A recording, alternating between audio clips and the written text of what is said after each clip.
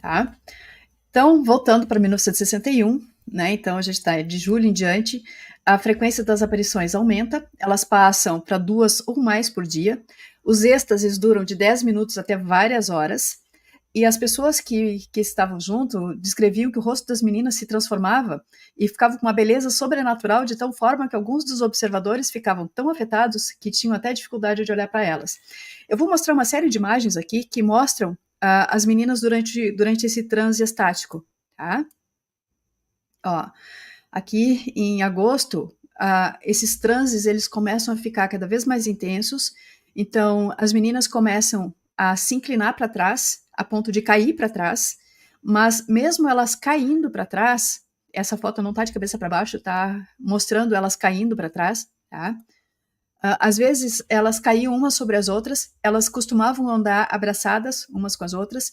Durante o transe, muitas vezes elas saíam correndo pela cidade, elas se separavam, elas iam em casas diferentes e levavam, elas andavam sempre com um crucifixo na mão também, e levavam os objetos e faziam orações frente a algumas casas, e quando se reencontravam, elas voltavam a se abraçar. E é interessante que, enquanto elas estavam nesse transe estático, elas só se reconheciam entre elas só se viam entre elas e viam as aparições. Elas não conseguiam, elas não percebiam a presença de mais ninguém que estivesse com elas. Elas relatavam depois que elas não viam ninguém, que elas não sabiam se alguém tinha falado com elas não tinham memória de nada que tivesse acontecido ao redor, que não fossem elas próprias ou as aparições. Tá? Então eles descrevem assim que elas caíam às vezes formando esculturas umas sobre as outras, mas sempre sem se machucar e sempre com um sorriso, sempre muito felizes. Tá? E isso começou a chamar a atenção de todas as pessoas, e justamente essa intensidade desse êxtase é o que se tentava dar como uma prova da veracidade das aparições. Tá? Então aqui está mostrando uma delas, essa aqui acho que é a Mariloli, no transe estático, né? E elas se levantavam desse transe, às vezes elas estavam deitadas com a cabeça apoiada no chão, as costas e a cabeça apoiada no chão, e se levantavam sem a ajuda das mãos, porque elas sempre tinham objetos nas mãos. Tá? Então, a atividade, né, o comportamento delas durante os transes chamava bastante a atenção de quem acompanhava. As marchas estáticas também ficaram bastante conhecidas porque elas aconteciam em qualquer horário do dia ou da noite. Muitas vezes durante a noite não tinha iluminação, a cidade não tinha iluminação elétrica, a luz elétrica era por gerador e ficava acesa por poucas horas da noite, e na verdade não funcionava era só dentro das casas, não tinha luz na rua. Às vezes elas eram iluminadas, o caminho iluminadas por lanternas, e elas subiam aqueles caminhos, lembra? A vila era no meio das montanhas, e elas subiam e desciam aqueles caminhos pedregosos, sem olhar para o chão, mas sem jamais falsear o pé. Tem, inclusive, algumas imagens de um momento em que, se não me engano, é a Conchita que está olhando para cima, e ela acha a posição certa com o pé, sem olhar, sabendo, tentando evitar uma pedra irregular, e sem olhar, era como se ela estivesse sendo guiada para pisar no local certo. E essas marchas, elas aconteciam tanto andando para frente quanto andando para trás, né? Então isso chamava atenção, e por isso tinha sempre uma multidão de pessoas, e boa parte eram médicos que estavam vindo das cidades grandes, especialmente Santander, para fazer observação das meninas. Tá? E é engraçado que tem um dos médicos, acho que é esse senhor da foto, que foi, pela primeira vez foi lá. Ele era absolutamente cético com relação à veracidade desse fenômeno, e depois que ele acompanhou, e ele acompanhou por vários dias as meninas, e foi por várias vezes, ele deixou de não acreditar, mas ele custou a se manifestar publicamente. E, se não me engano, foi alguns anos depois que ele faz uma apresentação e que ele faz uma exposição de tudo que ele tinha notado e observado e registrado, e ele dizia assim que, apesar de eu ser muito cético, eu fui convencido de que as aparições eram verdadeiras. E essas caminhadas, especialmente as caminhadas noturnas em alta velocidade, elas começaram a ser chamadas de voos estáticos. E eram voos porque dizem que as meninas pareciam que volitavam, que elas andavam tão rápido que às vezes parecia que os pés delas mal tocavam o chão. As pessoas que estavam acompanhando tinham que sair correndo atrás delas. E assim como elas estavam andando muito rápido, daqui a pouco elas paravam, né, e davam a volta, como se elas não ficassem, não tivessem sujeitas à lei da gravidade, porque elas mudavam de direção rapidamente, como se estivessem sendo carregadas, e enquanto que as outras pessoas avançavam, né, por conta da inércia, elas seguiam, avançavam, demoravam a frear e parar e dar volta para acompanhar as meninas. Então, essas mudança de sentido na corrida, dos voos estáticos, chamava bastante atenção. Eu vou... Aqui tem a história do crucifixo. Eu vou tirar aqui e vou mostrar para vocês um trechinho de um vídeo desse voo estático, porque eu acho que fica mais interessante eu mostrar o vídeo do que eu tá falando. Tá? Deixa eu só trocar a tela. Então, aqui nesse videozinho, deixa eu achar... Bota a tela para rolar, Dini. Deixa eu botar com tela cheia aqui. Ó, então dá para ver aqui como eram as marchas. Peraí que agora meu YouTube tem que funcionar. Peraí. Travou, né?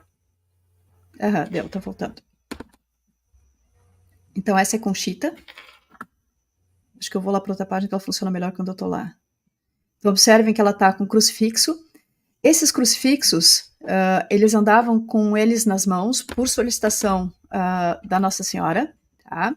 Então ela pedia que elas levassem o crucifixo, e ela beijava o crucifixo, e ela apontava um momento em que elas tinham que mostrar esse crucifixo para as pessoas beijar. Então as meninas mesmo não sabiam para quem que elas estavam mostrando esse crucifixo, tá? Elas simplesmente obedeciam ao comando dado pela aparição, diz que agora levanta para cá, levanta para lá, e elas seguiam esse comando. E elas não viam para quem que elas estavam entregando para beijar. É isso que vocês estão vendo aqui. Observe que o foco da visão é sempre na aparição. Olha a marcha estática para trás. Né? É uma rua totalmente irregular, em declive, e em nenhum momento elas perdem o equilíbrio. E isso acontecia com frequência com as meninas. Tá? Agora, que bizarro, né? Vamos lá, vamos analisar? Vamos analisar uma coisa aqui. A hora que elas estão... Eu já vi esse vídeo e vi mais uns 2 vídeos dessas aparições e supostas aparições e delas fazendo exatamente isso. Elas não olham para frente. Quando a gente fala de aparição de entidades, né, às vezes estão aqui, né? Estão aqui do lado. Elas só olham para o alto. É o tempo todo olhando para o alto. Eu prestei atenção nisso. Elas ficam o tempo inteiro olhando para o alto, gente. Né? Era só mais um adendo com relação a isso. Eu não estou mimindo, não. Eu estava aqui, ó. Estava mexendo aqui no se inclinam para trás, ó. A pessoa, enquanto a Anne está levando, eu estou aqui com o olho no peixe e outro no gato. Mas eu não estava dormindo, não, porque eu peguei o celular aqui, gente, e estou prestando atenção aqui na parte do vídeo. Então, assim... E aí, vai lá. Vai, segue. Eu não estou te vendo, eu estou na página do... Outra coisa que eu achei interessante é o seguinte, essa marcha atrás, como dizem em Portugal, né? Elas vão andando para frente ou para trás, tem a parte da pedra, que elas não tropeçam. Como não? Elas estão sendo literalmente conduzidas ali. Né? Sim. Como se o corpo não pertence a elas, elas estão indo, né, com essa cabeça para o alto, e estão sendo... É como se fossem robôs ali, né? E até os objetos, né? Elas entregam para as pessoas, elas não olham, entregam os objetos certos, né? Para as pessoas ficam espantadas com isso. Então, assim, tem muita energia. Vamos lá, tem muita energia de ET nesse negócio, gente. É muito. Fala sério, mas tudo bem, vamos lá. E é interessante que o depoimento das meninas, elas se referiam à aparição, a Nossa Senhora, como a melhor amiga delas. E elas costumavam falar de das coisas que elas faziam, dos trabalhos que elas faziam em casa, da ajuda da família, do dia a dia. Eram coisas do dia a dia. Eram conversas muito simples, muito do nível de entendimento delas, e elas referem assim que elas conversavam com Nossa Senhora como se estivessem conversando com a mãe que tinha ido viajar, tinha ficado muito tempo fora e que elas estavam com muita conversa para botar em dia, com muita saudade. Era esse o nível de percepção delas com relação à Nossa Senhora. Então elas referiam à Virgem ou à Nossa Mãe Sagrada.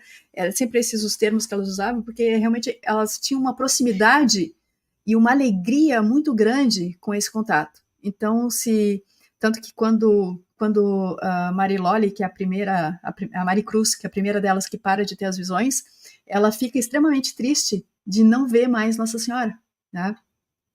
Então, acho que todas elas relatam que quando as visões acabaram, elas se sentiam meio que abandonadas, né? Aquela coisa triste de não ter mais a presença constante da amiga delas, né?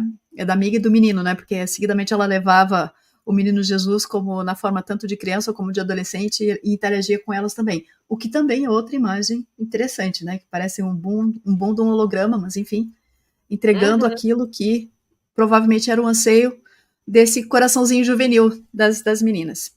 Acho que dá para tirar aqui. Já deu para ter uma ideia de como funcionava essa marcha estática, né? E não sei vocês, mas eu achei fantástico esse tipo de êxtase. Né? Alguém falou do filme lá do Exorcista, é basicamente isso. E sabe que eu lembrei disso também, principalmente naquela foto, que elas estão todas contorcidas, assim, tem uma por cima da outra, né? E aí o negócio ali ficou meio... Tanto que eu falei para a Anne, né? Eu falei, Anne, tá me dando agonia.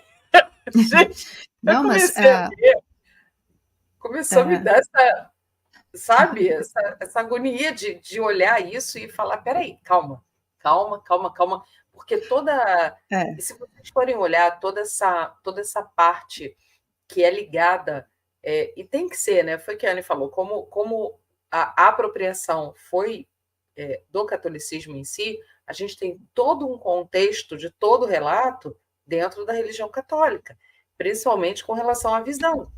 E era o que as meninas tinham, né, de ponto de referência dentro da mente delas. Isso acontece muito, gente. É bom a gente fazer essa analogia para vocês perceberem que, assim, não é que seja isso, é aquilo que elas acreditam, que elas vibram e que elas vão enxergar. Quando a gente está fazendo leitura casca, isso acontece muito. Por exemplo, a gente vai ler alguma coisa, pega uma cena de um filme para exemplificar para a gente a vida da pessoa ali. E aí a gente tem que fazer o quê? A gente fala assim, ó, eu vou narrar uma coisa aqui e você vê se faz sentido para você. Acabei de ver um ET na bicicleta andando, não sei o quê, e a gente vai falar, tipo, não, acabei de ver um homem carregando um saco nas costas, isso quer dizer que você está, né, com um fardo muito grande. Então, é figurativo. E essas visões, como a gente já falou dos orbes, isso tem muito a ver com o que elas acreditam, com o que tem de pré-formação dentro da cabecinha delas, né? Mas lembrem que são informações que elas veriam como positivas, porque o objetivo era passar uma mensagem de alerta, né? Realmente é um aviso que vem, e algo que elas entendiam como positivo, algo que elas esperavam, algo que elas queriam e ansiavam, tá? Então, olhando por esse lado, o que ficou para elas foi sempre muito bom. Apesar de elas estarem nesse comportamento totalmente bizarro, elas nunca ficavam cansadas, elas nunca ficavam machucadas, elas nunca tinham dor, muito pelo contrário, elas estavam sempre em plena energia, tá? Então, realmente, seja como for, o objetivo, no meu ponto de vista, desse fenômeno era realmente deixar claro que existia algo além daquilo que estava sendo visto, além do visível, que o fenômeno que estava acontecendo ali era real. E sendo um fenômeno real, a mensagem que estava sendo passada precisa, porque ainda é estatual, precisa ser levada em conta, tá? Não pode ser descartada. Essa é a minha interpretação do meu ponto de vista. E, de qualquer forma, não foi feito nenhum mal a nenhuma das meninas, nunca, tá? Então, eu não tenho como achar que, apesar de parecer um tanto quanto bizarro, e essa foi a minha reação quando eu vi a primeira vez, o negócio é bizarro. Bizarro, esse negócio é bizarro, tá? Hoje eu vejo como é uma forma da nossa mente cartesiana, né, especialmente uma mente cartesiana do século passado, da metade do século passado, entender uma natureza do encontro extraordinário, extrafísico, né, algo que não faz parte do nosso cotidiano normal. Tá? Vamos trazer a sequência aqui. Tá? Então, do crucifixo que eu já comentei, né, que eram dados a beijar. E eu falei para vocês que ninguém nunca, além delas, ninguém teve sinal das aparições. Ninguém, a não ser o padre Luiz Andreu. Era um padre jesuíta, que era considerado um santo padre, muito estudioso, muito inteligente, ele era um rapaz jovem ainda, E ele começa a acompanhar as meninas, as visões das meninas. Inclusive, uma das vezes, Conchita fica chocada quando descobre que uma das pessoas que ela tinha dado o crucifixo para ser beijado, sem saber, porque ela não via quem era, na verdade, um padre que estava em trajes civis, em trajes normais, que era o padre Luiz Andreu. Tá? E o padre Luiz Andreu, ele, na verdade, ele começou a se convencer de que realmente o fenômeno era real, de que elas estavam realmente vendo a Virgem Maria. Tá? E ele começa a acompanhar as meninas com alguma frequência. Até que num determinado dia, ele, no meio acompanhando uma dessas marchas estáticas, os olhos dele entram em êxtase também, o rosto dele se modifica, ele entra em êxtase, né? Ele fica com o mesmo olhar das meninas e começa a gritar: milagre, milagre, milagre. Tá? Foi a primeira vez que alguém, que não as meninas, teve a oportunidade de partilhar o fenômeno. Tá? Bom, o que acontece? O padre Luiz Andreu está indo embora de Garabandal, está num carro com mais 2 pessoas, e ele, falando muito empolgado, que maravilha que é esse nosso Deus, que privilégio, que bom que a gente tem essa nossa mãe amantíssima que nos ama tanto e cuida tanto de nós, porque me foi dado, me foi dado um vislumbre do futuro. Né? Então, esse êxtase que ele teve foi que ele viu como se tivesse sido levantada uma ponta do véu e ele visse o futuro. E ele termina de ter essa fala e morre. Pum. E o negócio fica mais bizarro ainda. Uau! Né? Então, um dos primeiros milagres, né, foi a visão do padre Andreu. Justamente por ele ser alguém muito, muito benquisto, alguém com uma reputação muito boa, né, ainda mais sendo um padre jesuíta, né, e que estava acreditando. Mas ele morrendo ficou bizarro, parece que ele não conseguiu levar a mensagem adiante, né?